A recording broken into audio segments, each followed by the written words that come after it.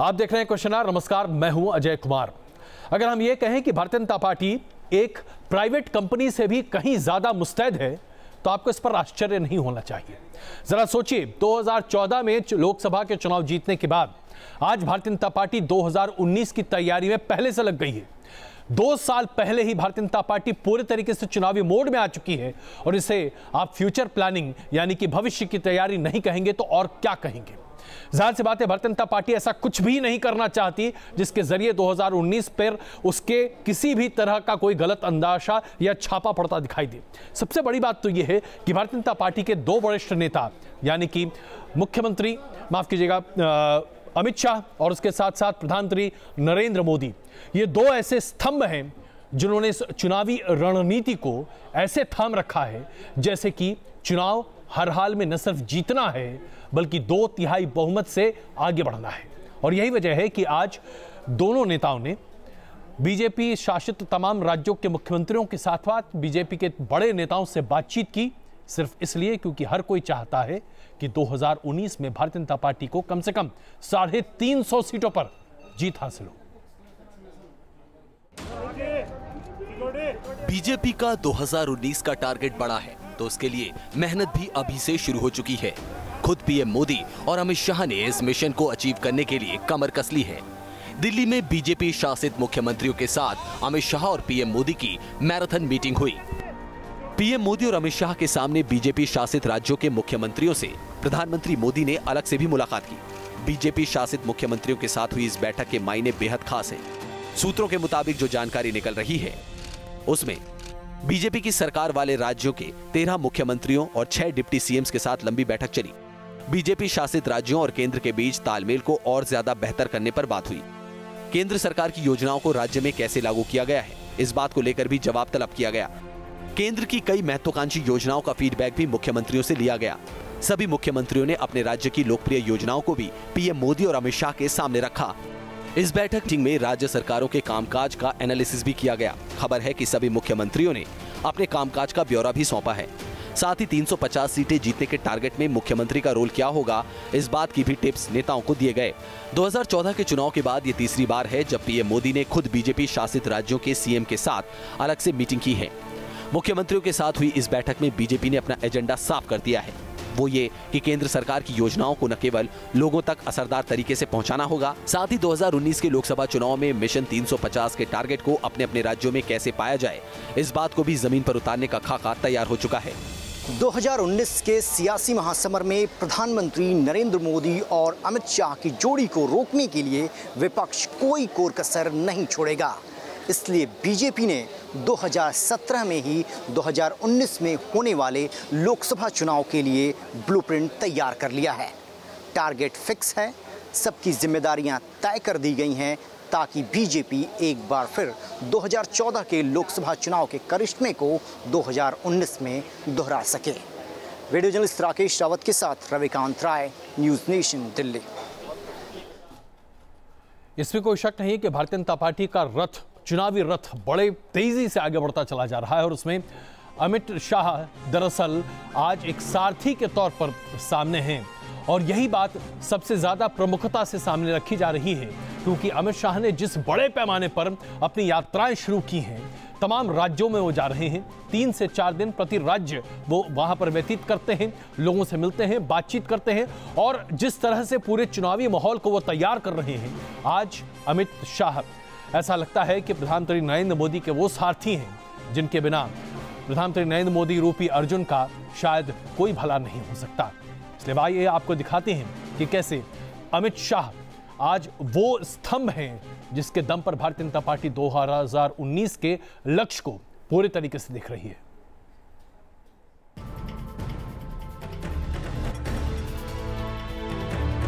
साल 2019 कैलेंडर में भले ही दूर हो, लेकिन बीजेपी के रणनीतिकारों की माने तो 2019 अब ज्यादा दूर नहीं। मिशन 2019 को कैसे जीतना है, इसकी तैयारी सिर्फ कागजों में ही नहीं बल्कि जमीनी स्तर पर भी शुरू हो चुकी है। बीजेपी अध्यक्ष अमित शाह खुद मिशन 2019 की तैयारियों में जुटे हैं और हर राज्य का न केवल दौरा कर रहे हैं बल्कि उन्होंने पार्टी के सामने अपना लक्ष्य भी साफ कर दिया है। मिशन 2019 के लिए अमित शाह का टारगेट 350 प्लस सीटों पर फतह हासिल करने का है।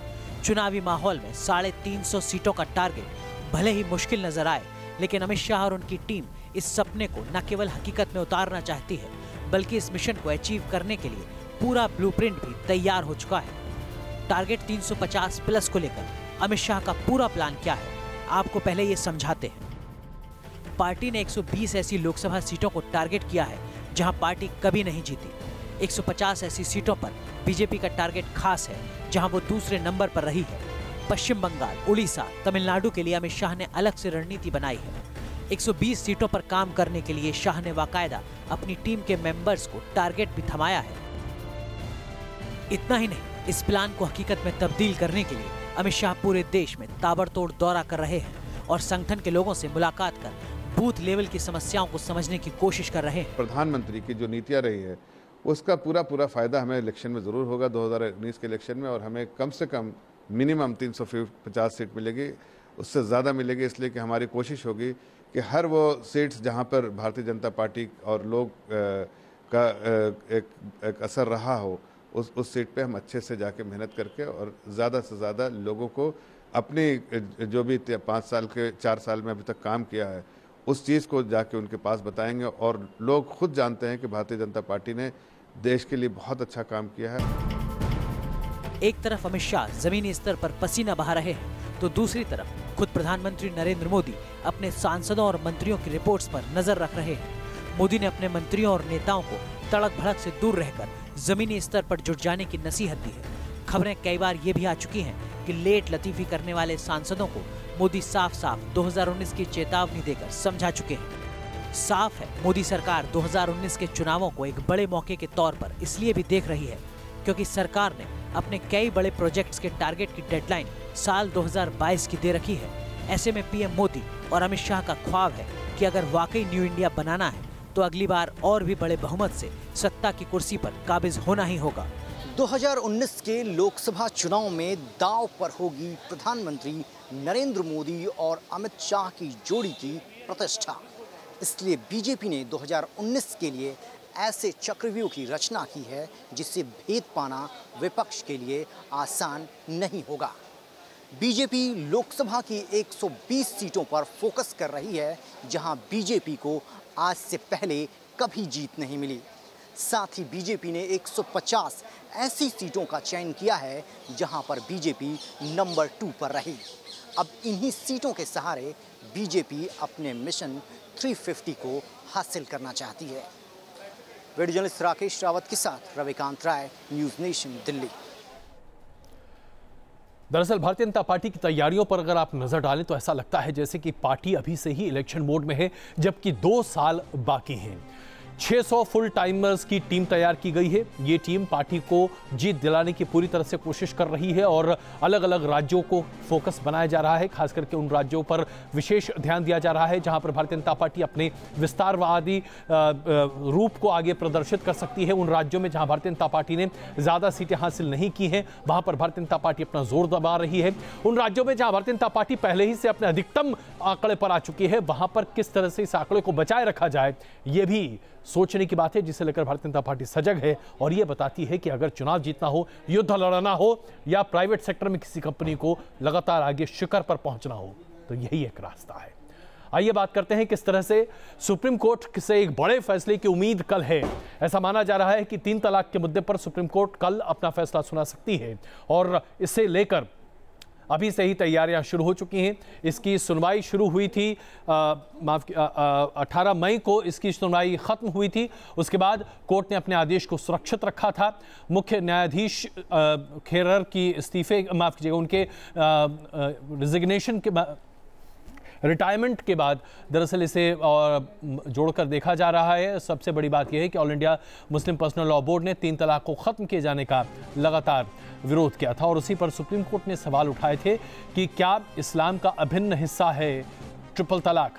क्या इस्लाम में हलाला की जगह भी अभिन्न तरीके से रखी गई है?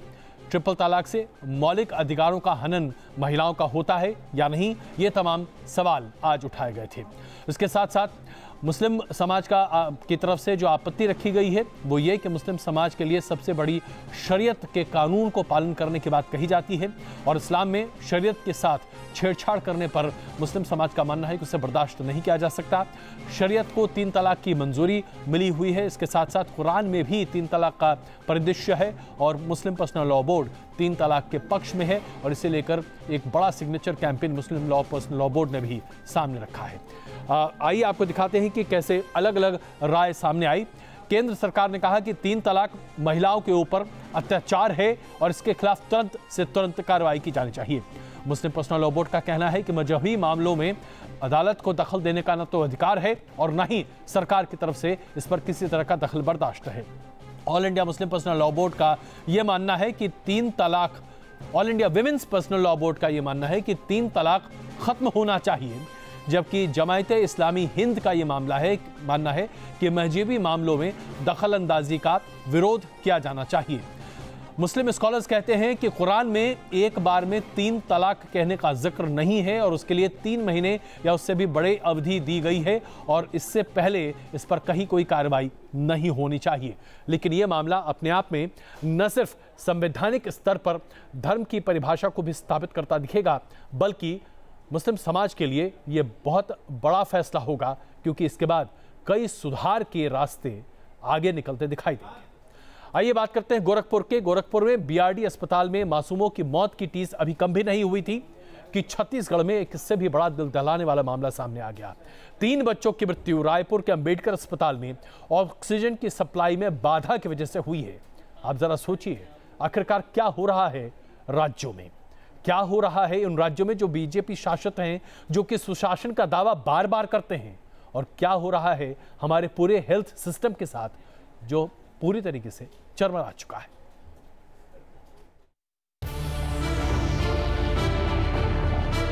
गोरखपुर से रायपुर तक गैस चैम्बर, अस्पताल में ऑक्सीजन बंद, मासूमों का घुटा दम, रायपुर के सबसे बड़े सरकारी अस्पताल में सबसे बड़ी लापरवाही। भीमराव अंबेडकर अस्पताल, रायपुर के इस सबसे बड़े अस्पताल में जो हुआ वो देश के सरकारी अस्पतालों की बदहाली की एक और दास्तान है। बताया जा रहा है कि एक कर्मचारी की लापरवाही यहाँ मासूमों को भारी पड़ी। मीडिया रिपोर्ट्स की माने तो नशे की धुत में ऑक्सीजन विभाग के प्रभारी की लापरवाही से ऑक्सीजन की सप्लाई रुक गई और 3 बच्चों की मौत हो गई। घटना आई है और अभी मैंने डायरेक्टर हेल्थ से भी पूछ रहा था कि ऐसी कोई घटना हुई थी कि जो ऑक्सीजन सप्लाई करने वाला है जो शराब के नशे में था, मगर इमीडिएट जैसे ही उसका लेवल कम हुआ इन लोगों ने दुरुस्त कर लिया। नहीं, इसको तो डायरेक्टर देख रहे हैं कि ऐसी घटनाएं खासतौर से ऑक्सीजन के सप्लाई, क्योंकि यहाँ पे कोई सिलेंडर के माध्यम से नहीं होता, ऑक्सीजन का पूरा यहाँ पे जनरेशन होता है। तो ऐसा सिर्फ मामला ये है कि असावधानी थोड़ी भी होगी तो ये गंभीर विषय है। मुख्यमंत्री रमन सिंह जांच का भरोसा तो दे रहे हैं, लेकिन छत्तीसगढ़ में सरकारी अस्पतालों की बदहाली पर सामाजिक कार्यकर्ता हल्ला बोल चुके हैं। छत्तीसगढ़ जो लगातार इस तरह की घटनाओं का एक गढ़ हो गया है। अगर हम बात करें तो यहाँ पे गर्भाशय कांड हो, अखफड़ुआ कांड हो, नसबंदी कांड हो, यानी लगातार इस तरह की जो हत्याएं हो रही है ये शासकीय हत्याएं हैं। हम बार बार सिर्फ एक आश्वासन देते हैं कि हम जांच कमेटी बैठा रहे हैं और रिपोर्ट जल्द आ जाएगा, और लोगों को कहीं ना कहीं गुमराह कर दिया जाता है। बेचारे सीधे साधे गरीब ग्रामीण जो दिखाई दे रहे हैं मुझे, मध्यम लोअर स्टैंडर्ड की फैमिली होती है हमेकाहारा में, और इनके बच्चे मर जाते हैं। कुछ दिन ये रोते हैं, आंसू पोंछ के बैठ जाते हैं, क्योंकि इनकी वो सक्षमता नहीं होती कि सामने आकर के लड़ाई करें। छत्तीसगढ़ में सरकारी अस्पताल में मासूमों की मौत सिर्फ एक वारदात नहीं है, ये सरकारी अस्पतालों की बदहाली की कलई खोलता एक वाकया है। पर सवाल ये है कि आखिर रमन सिंह सरकार क्यों बीमार अस्पतालों की सर्जरी नहीं कर पा रही है। Team news nation.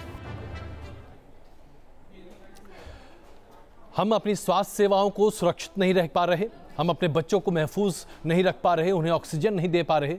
अगर हम इसे अमानवीय कहते हैं तो इसे आप क्या कहेंगे? हमारे देश में इंसानी जान की कीमत क्या है, यह प्रदर्शित होती है इस बात से कि देश की राजधानी दिल्ली में पिछले 35 दिनों में सीवर साफ करने के नाम पर 10 लोगों की जान जा चुकी है। हम सब सीवर सिस्टम का इस्तेमाल करते हैं और यह सब हमारी बुनियादी जरूरत है, लेकिन उस सीवर सिस्टम को साफ रखने के लिए जो लोग अपनी जान जोखिम पर लगाकर उस सिस्टम को साफ करने की कोशिश करते हैं, उन्हें हम बुनियादी सुविधाएं भी उपलब्ध नहीं कराते हैं। जरा सोचिए, दम घुटने से ये लोग मर जा रहे हैं, क्या उन्हें ऑक्सीजन मास्क नहीं दिया जाना चाहिए? क्या उन्हें प्यूरिफिकेशन मास्क नहीं दिया जाना चाहिए? ये तमाम वो कंपनियां जो सीवर साफ करने का ठेका लेती हैं, इन मजदूरों को नीचे उतारती हैं जो कि बस मर जाते हैं उस गैस चेंबर में जाकर, क्या उन्हें इन लोगों की जान की परवाह नहीं है? क्या सरकार को इन जानों की परवाह नहीं है? ऐसा लगता है कि हिंदुस्तान में लोग मरने के लिए ही पैदा होते हैं।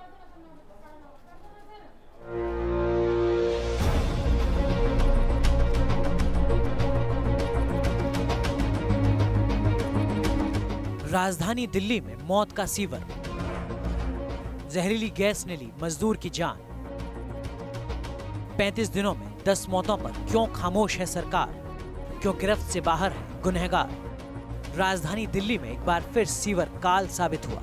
सीवर की सफाई करने उतरे एक और मजदूर की मौत हो गई। लोकनायक जयप्रकाश अस्पताल परिसर के सीवर में जहरीली गैस ने 45 साल के ऋषिपाल की जान ले ली। रविवार दोपहर करीब 1 बजे 4 कर्मचारी सीवर में सफाई के लिए उतरे, लेकिन कुछ ही देर में सीवर के अंदर जहरीली गैस लीक होने से 45 साल के ऋषिपाल की मौत हो गई। इस दौरान दूसरे 3 कर्मचारियों ने ऋषिपाल को बचाने की भी काफी कोशिश की, लेकिन तीनों कर्मचारी करण, सुमित और विशन भी जहरीली गैस की चपेट में आने से बेहोश हो गए। एक्चुअली हम लोग यहाँ मरीज लेके कई दिन से भर्ती हुए हैं, तो छाए के लिए हम लोग इधर बैठने के लिए आते थे।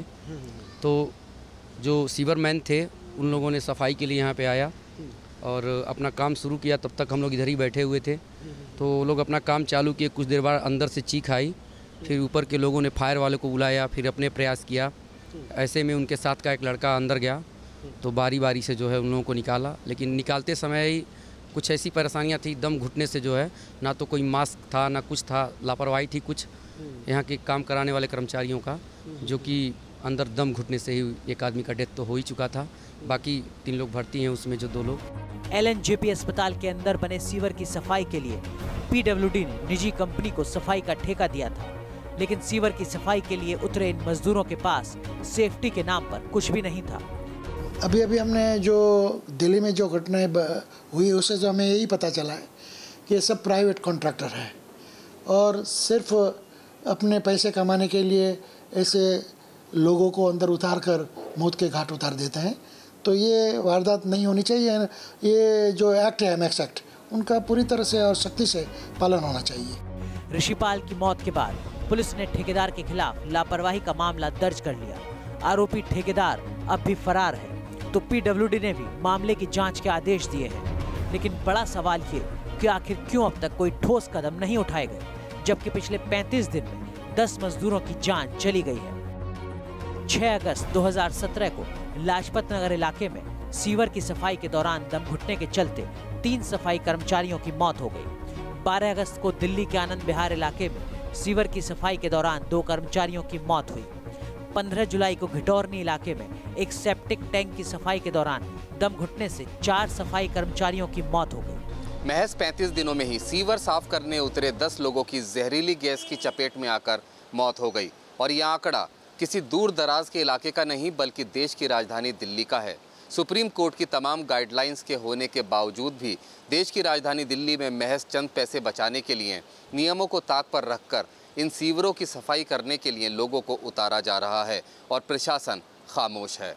वीडियो जर्नलिस्ट गौरव अरोड़ा के साथ रुमानुल्लाह खान, न्यूज़ नेशन, दिल्ली।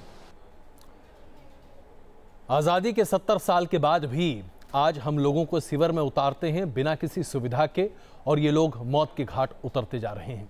याद कीजिए, इसी लड़ाई को 1890 में महात्मा गांधी ने शुरू किया था और उस वक्त उनके खिलाफ खुद उनकी पत्नी थीं जिन्हें अंततः उनके साथ आना पड़ा था। यानी कि गांधी जी ने जिस मिशन को शुरू किया था उसे 70 साल की आज़ादी के बाद भी हम पूरा नहीं कर पा रहे। क्या वाकई में हम एक आज़ाद देश हैं? इस पर विचार ज़रूर कीजिएगा।